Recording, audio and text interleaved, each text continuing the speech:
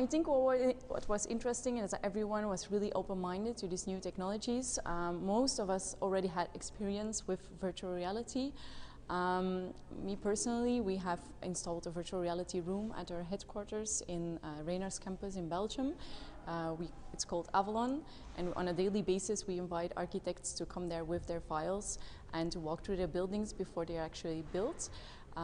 So we have some practical knowledge that we could share with these architects, but it was really interesting to see their approach and their opinions on these new technologies and how to implement them further without losing the creativity and the storytelling of the architect, which is of course still the main function of the architect. In our opinion, I would say, as a general thought of the meeting. What was particularly interesting that came out of the discussion? I think there was still a concern about big data and about all this information that has to be shared for this, and also